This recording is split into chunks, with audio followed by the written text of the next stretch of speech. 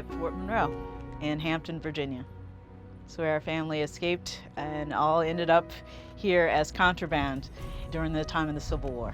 It was also known as Freedom's Fortress because here is where the Contraband Decision was made, where often many enslaved people came from around the South to seek their freedom here. It's one of those really make or break moments that is going to define the story of African Americans in that particular moment, and what happens is going to define how that history is going to be written in the future.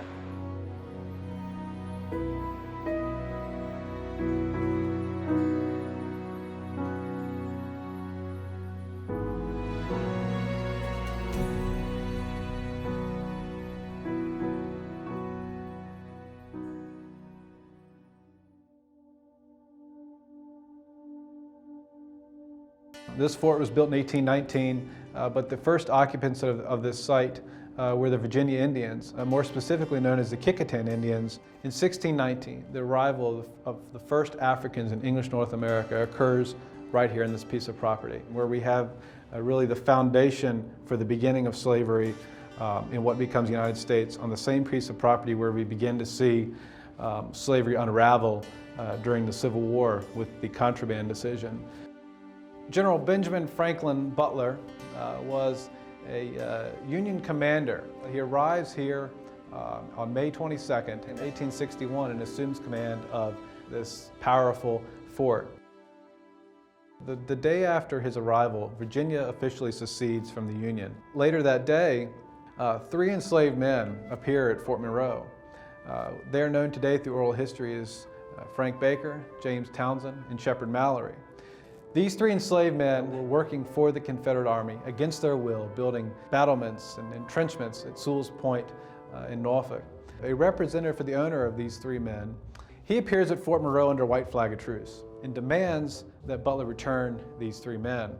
General Butler, being the lawyer, reminds Carey that just the previous day, Virginia had seceded from the Union. And you don't even consider these to be people, you consider these to be property.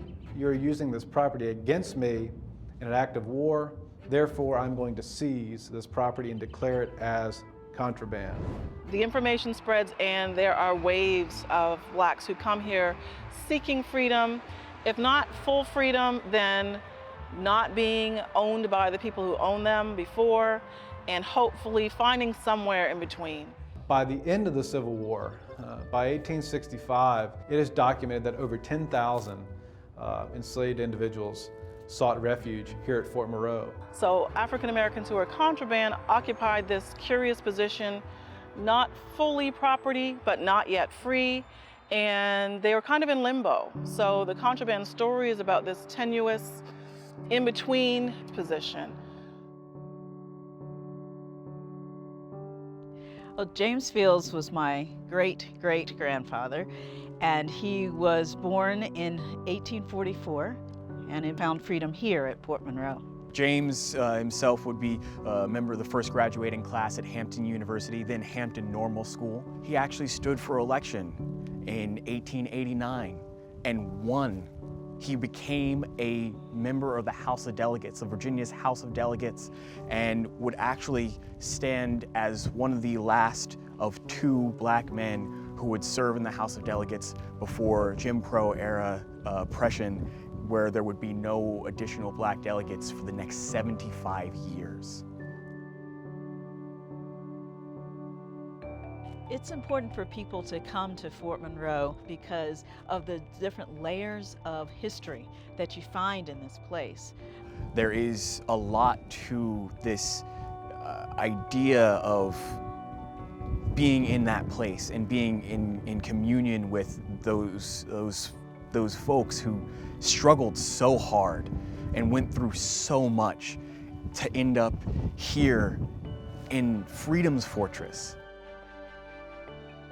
It is because of this amazing story and this amazing sacrifice, the courage of the 3 men, the courage of General Butler, and the just sheer courage of all those who sought refuge here, that Fort Monroe is known to this very day as Freedom's Fortress. It's also not a coincidence that just a few months later you have the Emancipation Proclamation.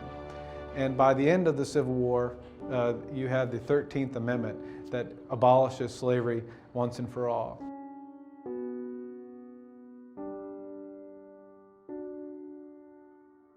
We are underneath Emancipation Oak, one of Virginia's great trees, and actually one of the great trees in the world. This was the site of the first Southern reading of the Emancipation Proclamation. The significance of the Emancipation Oak is hard to overstate. Its roots run deep as a symbol of survival. And for us, I look at it as something that still is growing and changing, just like our ideas of freedom. 1619 marked the arrival of the first Africans in English North America and the origins of slavery in America. 1861 and the Contraband Decision represent the beginning of the end of slavery in America. In 2011, President Obama designated Fort Monroe a national monument. These events, which happened here at Fort Monroe, are known today as the Arc of Freedom. The story is still relevant because it's the story of resistance and resilience, those themes that run through American history and African American history and Hampton history, but it also tells us that the work of freedom is still not finished.